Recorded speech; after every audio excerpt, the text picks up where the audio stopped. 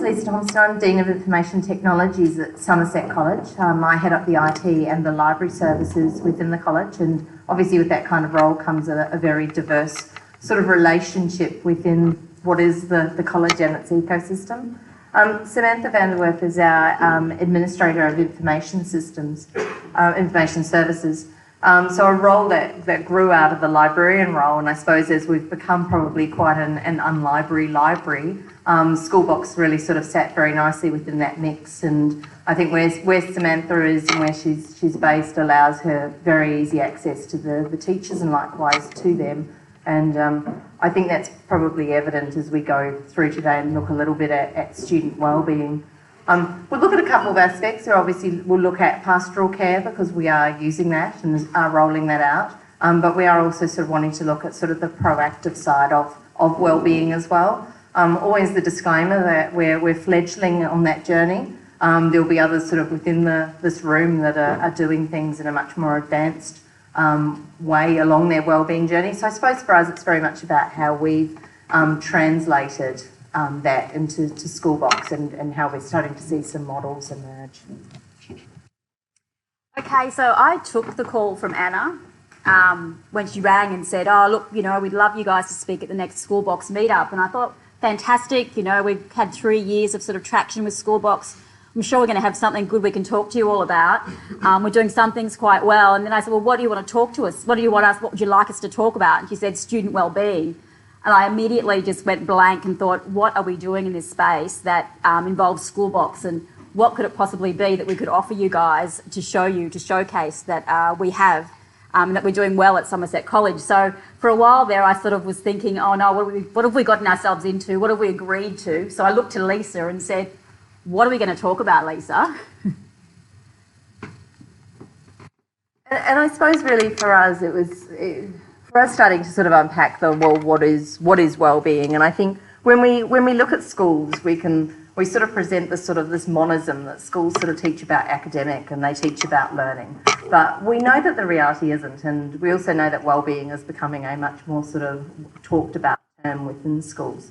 If we look at what parents are wanting from schools, and particularly independent schools too, they often those top things that they list aren't actually about their learning, unless probably you're talking to a Year 12 parent. But it is about sort of them being safe, about them being happy, about them growing as a person, their values and how they develop. And I suppose in some ways it's really about how they sort of flourish. Yeah, so in the absence of a sort of a comprehensive, cohesive, elegant solution that was college-wide with our pastoral care and wellbeing, we kind of just looked at some simple, basic things that we were doing well. And the first light bulb that went on was the fact that we were using the pastoral care system within Schoolbox, and it was being used very well and quite successfully with our house tutors and our heads of houses. So we'll just talk to you a bit about that adoption first of all. Who within the room is using pastoral care, just as a little bit of an indication? Okay, cool. So we'd started a journey probably about 2 years ago and started it with our junior school. We thought that would be a good place to start first because they, I think by their very nature, they're more used to writing student file notes and recording lots of information about students to get that whole picture. And at that point, we did start synergetic within the pastoral care module. And again, we didn't find that there was a lot of take-up and a lot of real kind of traction there. And so we just sort of let it simmer along a little bit, and we had some that were using it well, and we just kind of let it be. And then, of course, pastoral care came along in Schoolbox. So I suppose for us, we've had the two different groups. We've had the teachers in the junior school that have experienced a different model, and the teachers in the senior school which experienced a model of really having to write things up on Word documents or communicate via emails. So pastoral care has been a really good success.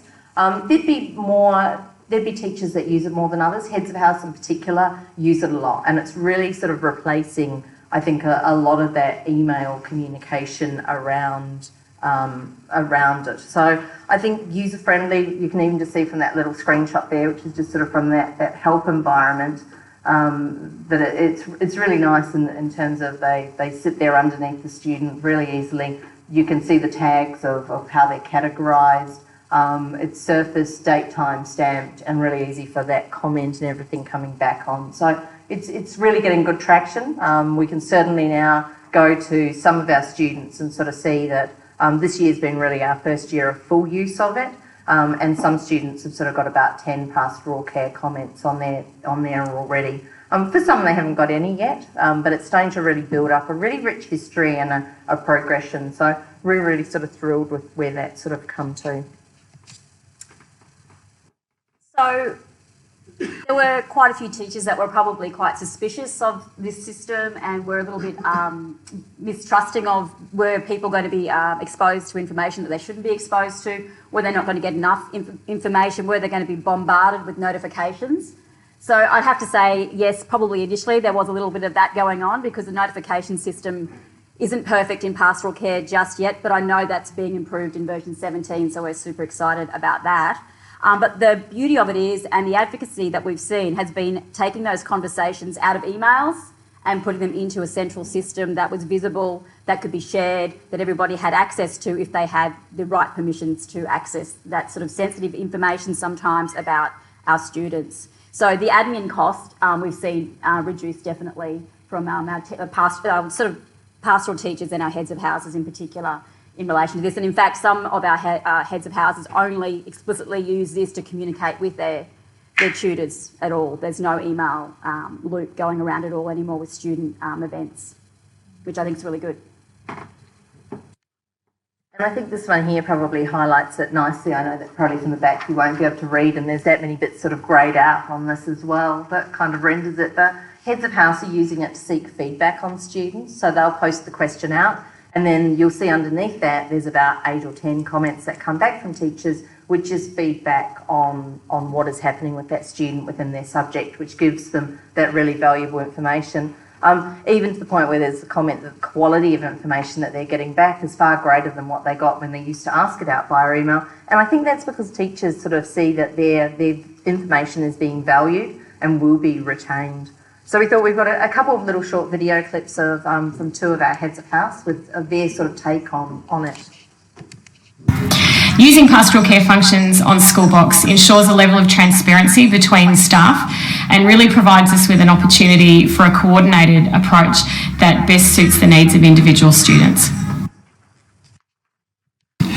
One of the main benefits of Pastoral Care Schoolbox is the ability to share information with the teachers of the student concerned. So if I enter a record into Schoolbox Pastoral Care, the record automatically goes to that particular child's teachers. So that's a really powerful tool. The other thing I find it's really useful as well as, I guess, that saves an email, and it also then stays there permanently to refer back to in the future. So as you're trying to build a big picture about a particular child and lead up to meetings with parents and things like that, you're able to refer back quite easily. So it serves many purposes. It shares information automatically with staff. It has become my method of keeping records of conversations, and then it forms that bigger picture all in sort of one place. So that they're 2 of our heads of houses just talking about their experience with using the pastoral care system. So the pastoral care system is great. It does definitely address the student welfare side of student wellbeing, but what else is there? It's obviously a bigger picture than that. So we sent poor Lisa out into the wilderness to ask the teachers what they thought they could contribute to this space as well. And really interesting that when we sort of opened that up in the forum, that there was quite a lot of puzzled looks about what we're using Schoolbox for wellbeing, and really overwhelmingly the feedback that came back from the groups was they talked about pastoral care. So they really saw that the only aspect with student wellbeing that we were using Schoolbox for was the pastoral care system, which was interesting because Sam and I both came back and looked at each other and said, well, we know that we are using it in different ways. So we kind of had that little bit of that pep talk to each other and sort of said, think positive. We know that there's definitely something here. So I've been having I thought back on all the conversations I've been having with teachers throughout this year and perhaps last year about different ideas they had, what they wanted built and what we in fact had built for them in different varieties and different aspects of what they were doing outside of the classroom. And so we sort of started writing down, okay, well, we're doing this, we're doing that, we're using the Eportfolio for this, we're sucking students up into a group for this particular program. So we realised that the scope of what we were doing sort of had sort of implicitly just been developing on its own. So we, the light bulbs really kind of, I guess, they started to come on, and so we had sort of a bit of traction about what we could actually talk about and show you today. So I think it really started to come down to a little bit of looking at what wellbeing was, because we're a school that's starting to go on a positive education journey, and I know there'll probably be other schools that are already on that journey within here. So we've really just sort of put our hand up for it and recognised that it's the space that we're wanting to move into. And so it started to come back to that for us, the teachers weren't necessarily connecting perhaps some of the things that we'd built around that space. Yeah, so this whole idea of it being many sort of faceted experience, and what they were actually already doing did really already slot into a lot of these areas. So we were kind of quite impressed with ourselves. It actually eventually we were like, wow, this is actually already happening in a way that wasn't done in a strategic way. So sometimes that sort of fragmented approach can actually deliver some interesting experiences for everybody. So I suppose then we started to sort of think, well, okay, well, we need to look at the model that we're sort of starting to move towards, and we started to actually align some of those examples that we already created and we're seeing have quite good traction. So obviously some of you might be familiar with the work of Seligman with Flourish and with the PERMA model. And so for us, it sort of then became a part as we were starting to look at some of the examples that we were seeing to start to line those up against that PERMA model, and we found that pretty much we already had examples of where we were using it for positive emotions, engagement, relationships, meaning, accomplishment, and again, some of you might see that there's sometimes the V for vitality sort of sometimes gets tagged on a little bit at the end. And so I suppose that as we were looking at that idea of flourishing, it aligned really nicely to the fact that we often sort of see that schools have taught workplace skills and have taught learning, but again that there is so much more about values and all of that do come through.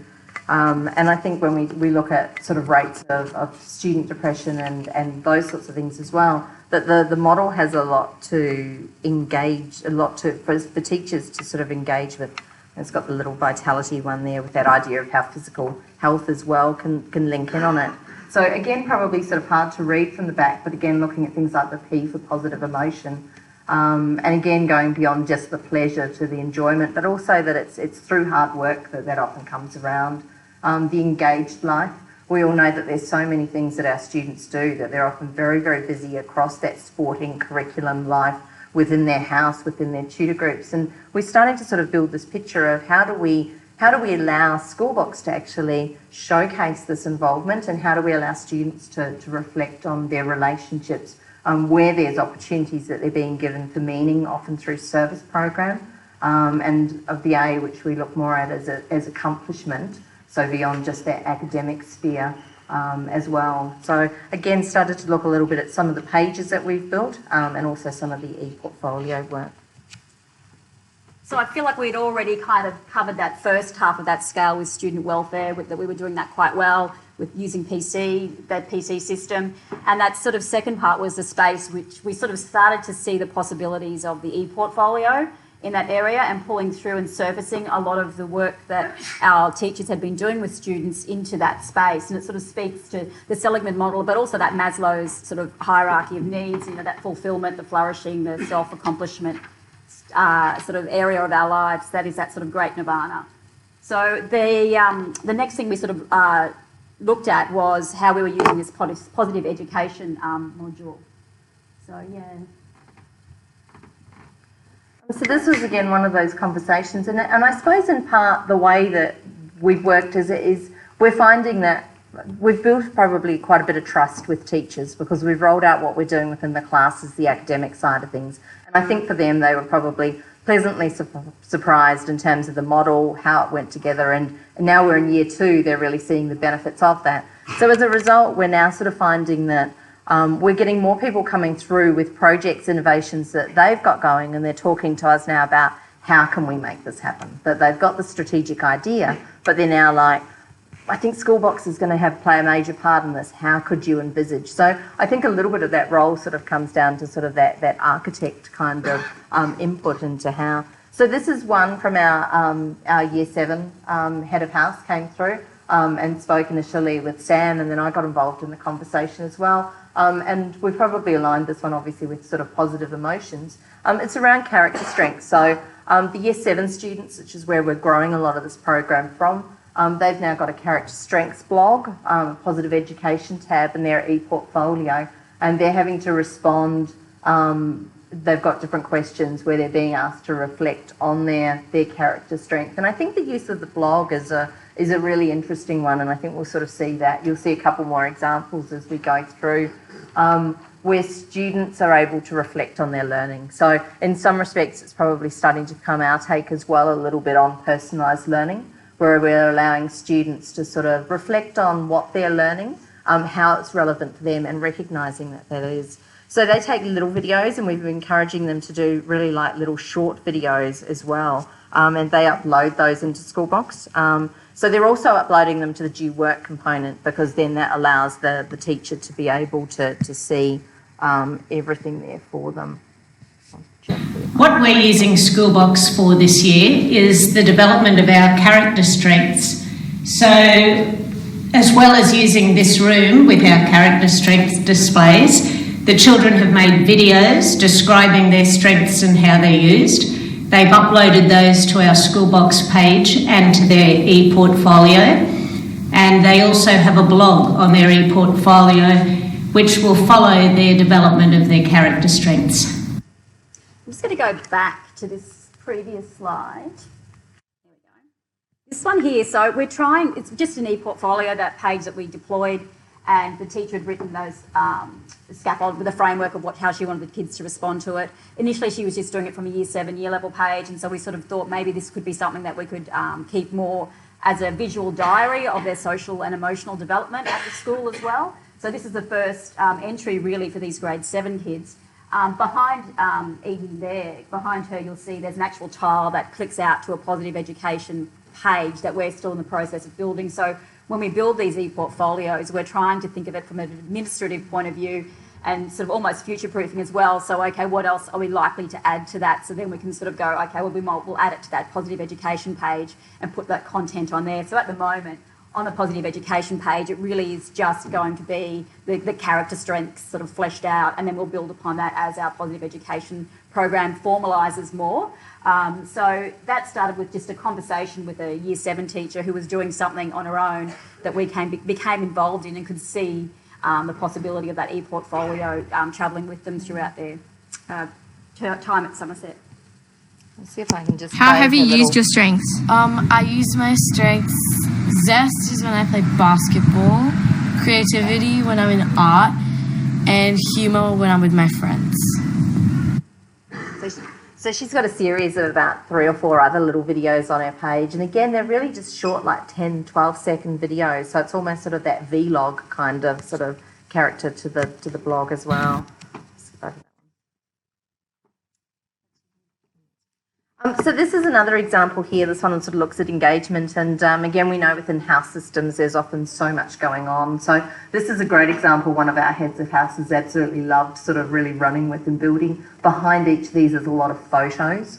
So we all know that there's so many photos of events and parents have access to this page as well. So a lot of it's about just surfacing what was already going on, the opportunities for engagement that our students have within the house system. For different pursuits, so some of them involved in house plays, so little video snippets, photos, all sorts of things, and again, how it sort of brings together different information as well, so really that one sort of stop shop and feeling part of, you know, obviously see that house is red, very much wearing that red. So here's Mel just having a little talk about our Starkey House page that we use. We've used it, set it up like we do with the curriculum. We've got tiles for events like you would for units of work.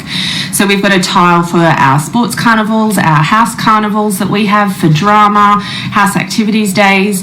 Then we've also got a tile for the house captains where you can get to know your house captain. So anytime we have anything that needs to be communicated to the students, they know to go to the tile for that particular event, and they'll find all sorts of things there, like team lists which change quite regularly within day-to-day setting.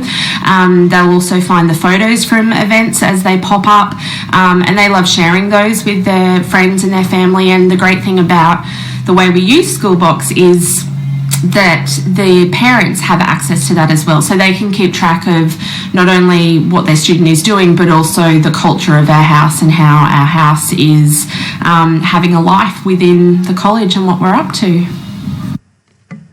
So that was obviously Mel, one of our heads of houses, and so it kind of, I guess, reiterates that it can bring to life the culture and values of a college on that sort of Schoolbox page and that environment, which is nice. So this one here is one of the actual tutor group pages. So this is about developing those relationships. You know, this is quite a nice page. There's a lot of content on there, a bit of motivational sort of outreach, stimulating videos, photos of the kids. I mean, in a lovely sort of perfect world, we'd like for all of our 50 house tutors to be able to replicate this, but the reality of that is obviously not likely to happen. So what we are thinking about doing is maybe staging some of these in the news, so that there actually are some, you know, interesting things going out regularly to all tutor groups, not just relying upon the teacher embracing the concept as well. And I think that's very true. It's the trying to create sustainable models that meals that make a difference is another one in terms of like looking at that meaning side of things. So we have a roster where students sign up to make meals for the homeless. So again, probably in some ways just sort of delivering content. There's a little click there to volunteer, and they can then sign up for we do an online scheduler, and parents then or students sign up to make the spaghetti bolognese for the week. And each week we deliver meals with the Salvation Army. So there's a little ebook of the recipe books as well. So again, just bringing things that were already in place into one place to sort of make that a little bit more meaningful. All of our parents are actually in those house pages as well, so they'll see them in their list of groups, so they have access to all of that. Okay, so service learning is a big part of our school. We're an IB school, so a lot of our wellbeing is actually embedded in that program. So Mudgee Kids is one of our programs, one of the heads of house directs, where the kids go out to Mudgee Bar Special School, they spend time there with the kids, and then they come back and reflect in an Eportfolio page. So it's our Year 11 students. So on our Eportfolio page for the Year 11 students, there's an image of them interacting with the kids. There's a reflection that they post about their experience with that particular activity, and that's been a really successful part of sharing their learning experience and opening that out and putting it into a formal sort of platform as well, so it's captured. Oh, this is Brad. The most important part, I believe, in the service program is to make sure our students spend time reflecting on the process and their time with the students at Mudgee Bar Special School.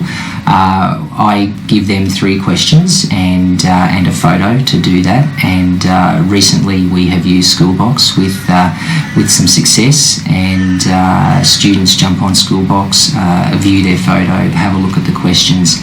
And then use the blog to write a couple of paragraphs on their thoughts and their time, their actions spent at the school. So we'll just kind of go through a little bit quickly just some of the other ones that we're using for accomplishment. We've got an academic blog, which is where students do their review, so that's their tutors then comment. So with some of them, the students sort of write it down on a piece of paper, take a photo, put it in their Eportfolio blog. For others, they're writing up, and again, the comments can go back by tutors, and we're hoping that that's something that we've started, and it's progressing and following through. So over the next sort of 5-6 years, there's a story really sitting behind it. In our junior school, so what we're doing in there's a few different programs, but what's actually pulling through from Schoolbox is this Movement Matters program. So that is where our year 4 and 5 students go out and do some activities. We all know the links between physical activity and wellbeing, and this is about sort of making those connections with the brain and getting your brain ready for class in the morning. So a lot of stuff with balance, crossing the midline, and there's a whole spectrum. It sort of goes on a continuum from very basic balance activities to some pretty complicated ones actually. So it's been very successful in our junior school as well. And we just scoop the kids up to that via the UPS as well, so they have access to it in their list of groups. Movement Matters is a program we do with our Year 4 and 5 students where they're out of the class and in the playground for the first 10 to 15 minutes of every day. They're doing activities such as juggling where they're crossing the midline. These activities are all very energising. This is in addition to their PE classes that they also have. It gives the students an opportunity to get out and move. Some of them aren't as active as others. And we've noticed since implementing the program that the concentration levels and engagement of those students has improved, and we've also seen some improved academic outcomes from targeted students within the program. So I guess really for us it's been sort of in a gentle way. We are probably feeling like we're shaking the world a little bit, helping to make some programs more sustainable and starting to bring them in within that program and align them into that. So again, that PERMA model. And again, I think probably one of the things that's been really interesting even is just as we were going around and taking the videos for this, it's even then started to build a lot more awareness within the community. And I think we're all after sometimes how do we get the good news stories out to teachers, and that's certainly been sort of one way. We always sort of like to think that there's sort of this field of dreams that you sort of build it and they will flock and come. It's not always the case, but I suppose we've just sort of, there's been some different opportunities, things that are really starting to resonate, and we're probably sort of starting to sort of see a really good flow or knock-on effect with that, and that this is an area where we can see that there'll be a lot of growth over the next 12 months, especially as we move to be more of to become a positive education school. Thank you.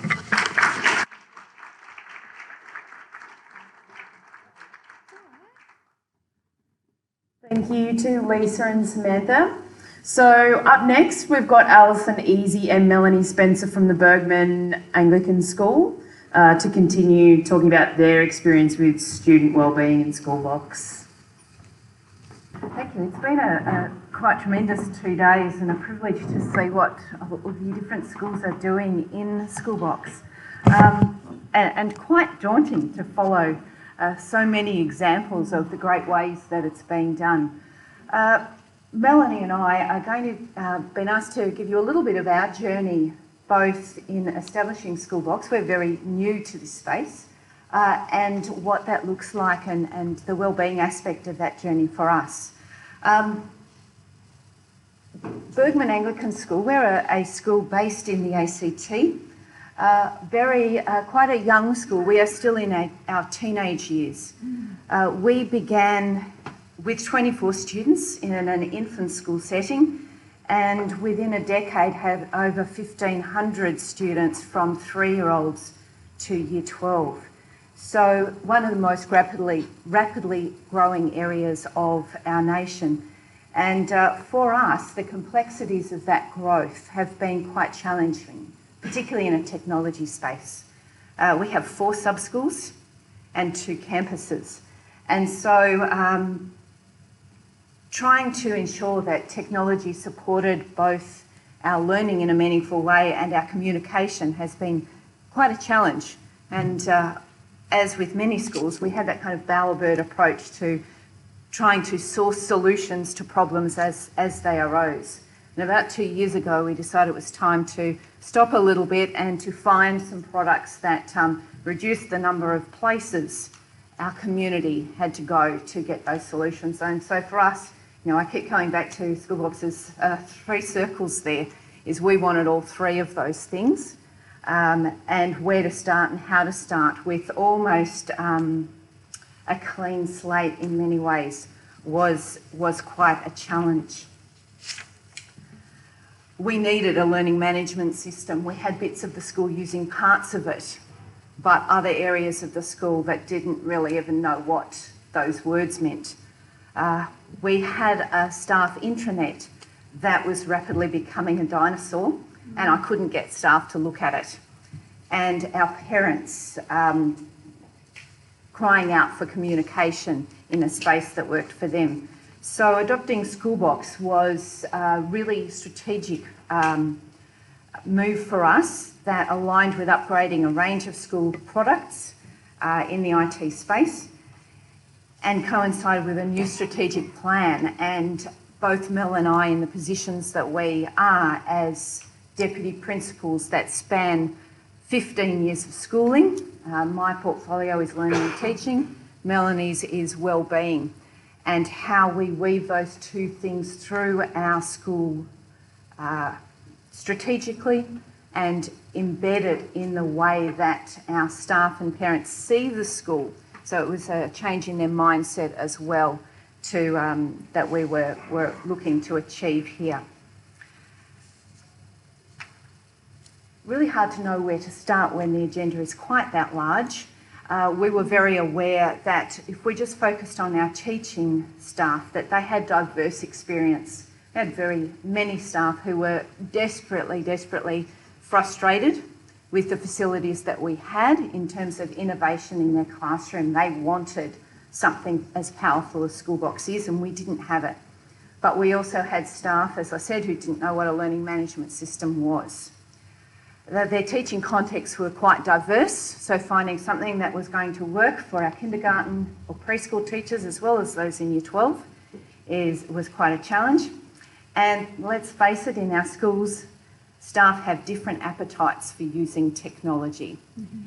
And what we found, as some of you may also experience, is that there are some who are very wedded to their Word documents and their PowerPoint presentations, and are really to get them to look and see bigger and be inspired beyond that was what we were after.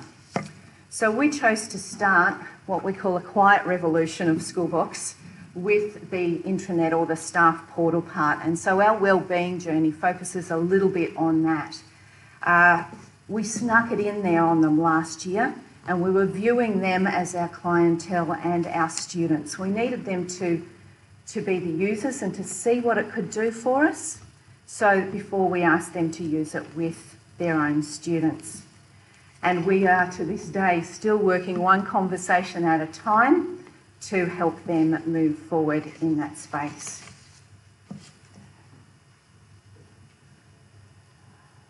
Building our staff portal, this is what my page currently looks like. Our fundamental question was, what did staff want?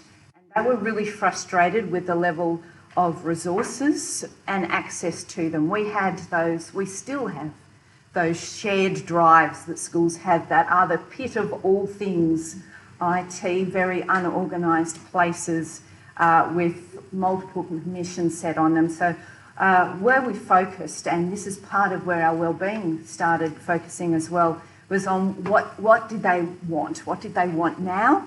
How could they access them regardless of whether they were teaching on different campuses or in different sub-schools? And part of our voice being whole school, asking them to lift their heads above the maths faculty or the kindergarten team, to look at it, us as an organisation and as a whole school. So we started here and it probably looks very similar to many of your staff dashboards as well, but we were strategically putting learning and teaching and wellbeing up front as whole school perspectives as opposed to their sub-school spaces, and giving them access to things. Well, we were after giving them a gift, and the resourcing was part of that gift. We wanted to use some of the basic components that we wanted them to learn in Schoolbox to learn how to use them, but to drive our agendas as well around the learning and teaching practices and the wellbeing practices that we want. And so we started here. We run our school committees through here, our wellbeing committee, our learning and teaching committees. We run staff courses through here, so I felt I couldn't ask them to run courses with students if they hadn't been a student themselves. So we're doing those kinds of initiatives in this space. Students only came in at the beginning of this year into our portal, into our Schoolbox instance, and only our senior school students. So we're gradually rolling that downwards in our school. Middle school have a play space in there. They've never used a learning management system before, so they're having a bit of a play in there. And our parents are very fledgling. even this week, we had those massive number of phone calls from people who hadn't engaged with it until they have to do their parent-teacher interviews this week in the space, and the frantic front office fielding phone calls. We're just at that very initial stage of trying to get people in there to see what we're doing and in this particular space. So today, Mel's going to take you through just that one aspect, that wellbeing approach for our three audiences, our staff, our parents and our students. And we're trying to build those three slowly but simultaneously to bring all members of our community along with us on our Schoolbox journey as it sits underneath our strategic plan of learning and teaching and wellbeing being intertwined. Well, Alison speaks about the youth of the school being 18 years old, and I have to tell you, despite how it actually may appear, my youth is even younger than the school's. I came to the role just over a year ago, and in my enthusiasm in starting a new role at a new school, I asked for access. I saw there was a portal. I knew there was a staff webpage, and I said, I'd really like to get in and take a look around. And so I did, and of course this is what I saw. And Alison and a number of people had been in the background building this site from the ground up. And I clicked on the tiles, and in staff services there were all these incredibly amazing, helpful, wonderful things. And I clicked on learning and teaching, and again there was just all of this stuff. And I clicked on a number of things. I thought, well, I better take a look at wellbeing. And I clicked on it, and there was absolutely nothing there. And I was just like, oh my goodness, what am I going to do? And I know there is some debate in the world about the authenticity of the digital native and digital immigrant language. I do honestly believe that the digitally determined do exist, and I am one of them. And so I decided that I was just going to leap in, and play is a really great word. I love the Schoolbox platform because it does actually allow you to play, and there's not a lot that you can break. And certainly if you do something really wrong, you can delete it pretty quickly. And I found having the opportunity to play very, very helpful to my thinking. So in creating the wellbeing page within our portal, I was actually very conscious of the community approach, that we were not just talking about student wellbeing, that we were not just talking about staff wellbeing, that we were not just talking about parent wellbeing either, but that we were talking about the wellbeing, the health of our entire community. I was also really conscious, apart from wellbeing for all, I was really conscious that I wanted this to be a site that people would go to. I don't know about you, but I have favourite websites, and the reason they're my favourite websites is when I go there, I find stuff that is really interesting, I find stuff that is really useful, I find stuff that is new, that it's not always the same and that it's not always static. And I thought, okay, this is actually what I would like to do in this space. I want to create something that the staff will actually value and that they will want to use. And so here we have, this is the part of the portal that just the staff can see at the moment. You can see that they're in the top row here, we have a bunch of tiles. These are the sub-school resources.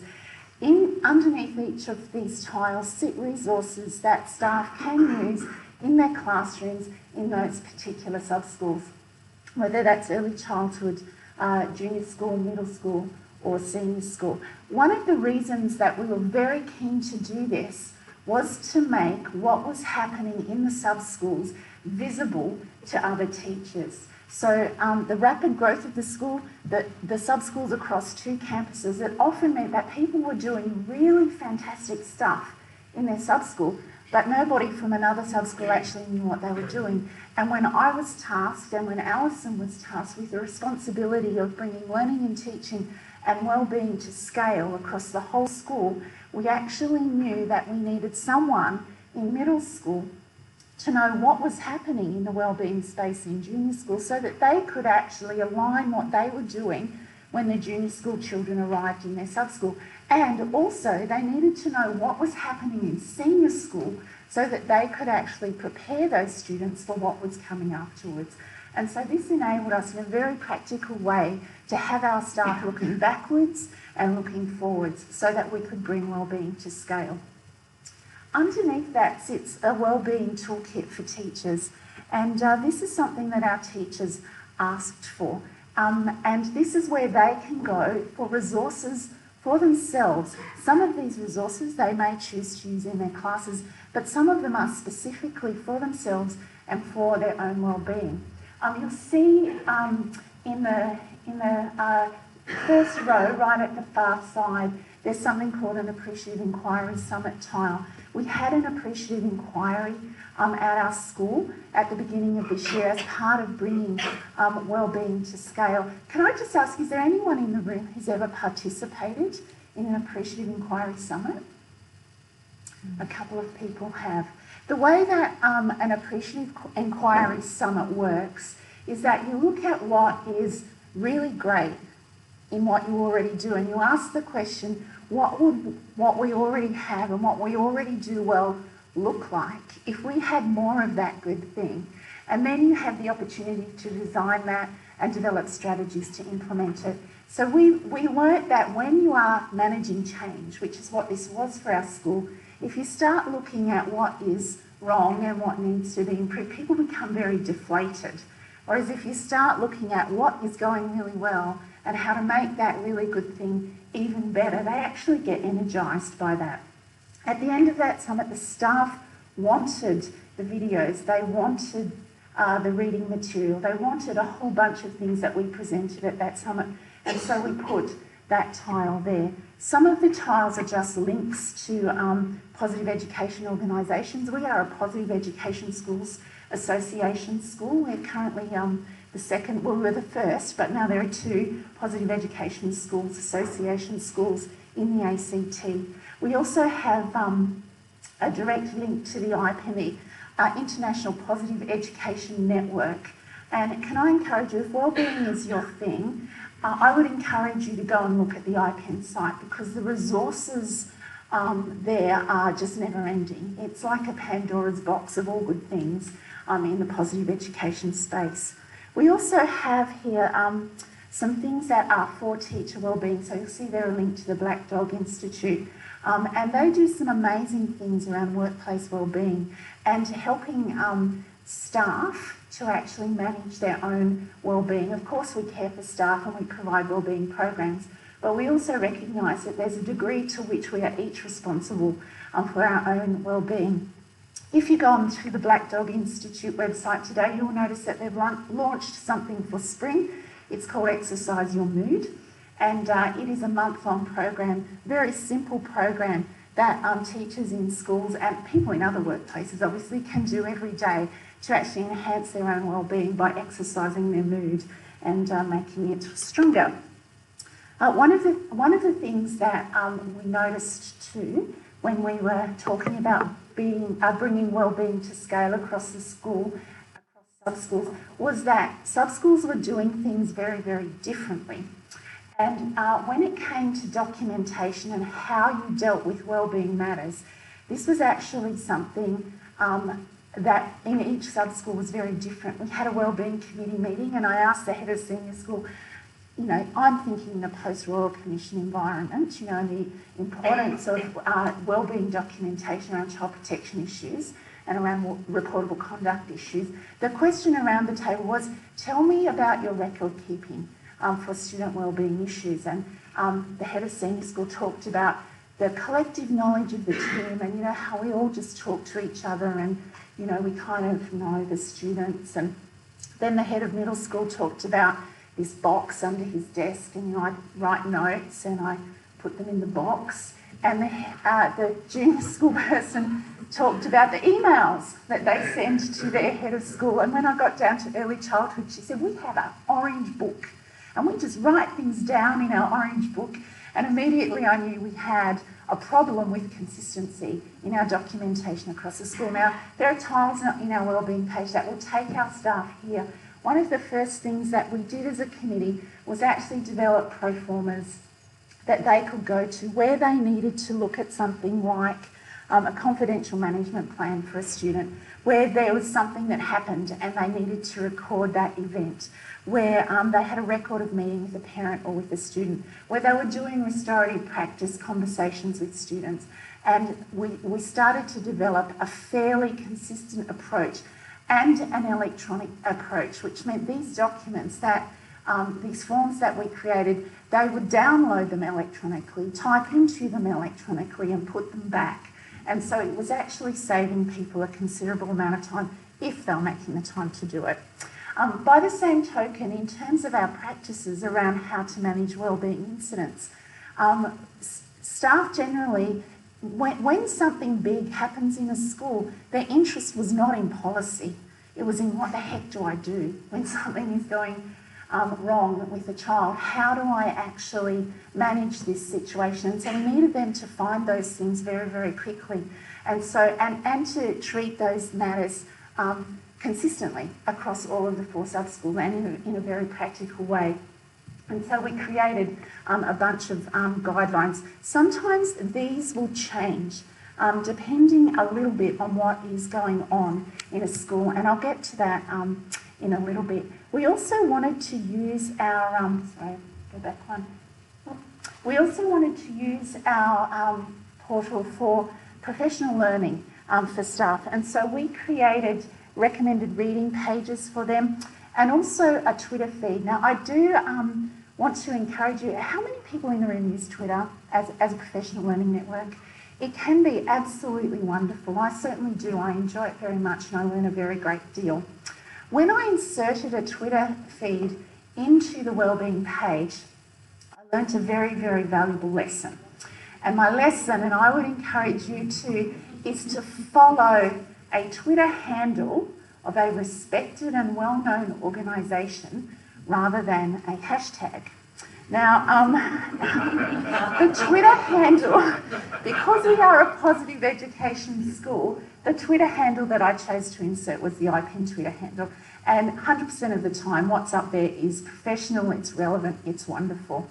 Some people who are more into mental health, they might choose to follow the Twitter handle of Gen Next. There's also the IPA, the International Positive Psychology Association Twitter handle. I would not recommend following the hashtag Wellbeing because your concept of what wellbeing looks like could be very, very different to someone somewhere else in the world, and you actually can't control what appears in a hashtag on your feed. And I did get a bit of a shock one day, so I took the Wellbeing hashtag down and IPEN is there now. So that's just a word of warning for you. There are videos on our staff page as well. Most of these are connected to our positive education journey. And the video with the beautiful smiley children there, that is actually related to social emotional learning. And this is just a really quick way of educating staff. They are unlikely, let me tell you now, they are unlikely to read a journal article. They will watch a 3-minute video that gives a summary of something. I rotate these through I have 3 up there and I rotate them on a weekly basis. So the third one drops off the bottom and goes into a video archive and a new one appears at the top. And that way it's always fresh for the staff every week when they go on, they go, oh, look, there's a new video. And they can look at that. I sometimes use it to address a very real concern that is happening in our school. And we had to do that, unfortunately. Earlier this year, these 2 videos on the right-hand side of the screen there are from the Headspace resource. I just cannot, I think, overstate the amount of work that the Netflix series 13 Reasons Why brought to our school community.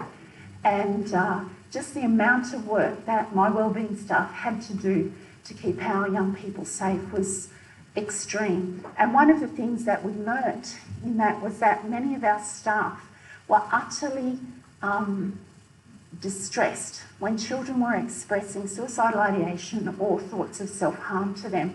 And again, it was like, how do we show them what to do? And so the Headspace videos were very, very helpful to us in that space. Again, very short, very sharp, very, very clear, and it helped us to educate our staff. We also have on here the networks and subscriptions that the school belongs to, and also other suggestions, again, so that staff are taking responsibility for their own professional learning in the wellbeing space. And we use the blog section of our wellbeing page to actually help staff embed wellbeing practices. So this was just a blog about embedding PERMA into the classroom every day. In terms of community, this is actually a view of our senior school page. Because it's a whole school thing, what will appear on the senior school pages would be very, very different to what would appear on the junior school pages. This will change slightly because when we first got this up, the focus was very much more on pastoral care and welfare than on positive education. And those things are still incredibly important and will still be part of what we focus on. But we have begun formal training of all staff in positive education, and some of this information will change to reflect that. But here, this was information that parents and students could access, links to places like Headspace, to Beyond Blue, parent links, parent resources, and those kinds of things. That's what the senior school page looked like. The early childhood page was slightly different. It was talking about embedding wellbeing practices into learning and behaviour management from a positive education approach in early childhood. And again, there's a Twitter feed on this one, Early Childhood Education of Australia, very safe Twitter handle, just so that you know. One of the things that we've just launched this term with senior school is using the Eportfolio part of Schoolbox to do academic wellbeing tracking, using the VIA character strengths and a whole range of other things that students are able to make visible to their parents and to their teachers, what their character strengths are, what their learning goals are, what their dreams are, what they're hoping for the future, and how they best learn. We're about to place into this at some time in the very near future some of the surveys from the University of Pennsylvania.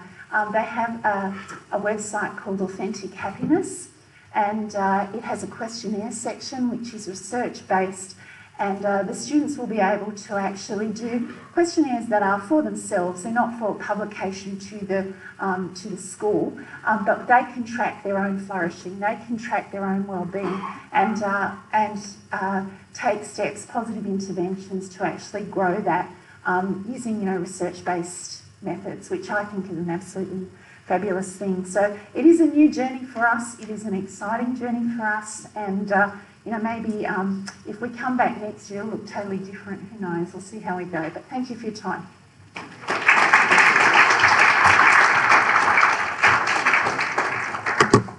Okay, I think we better wrap it up.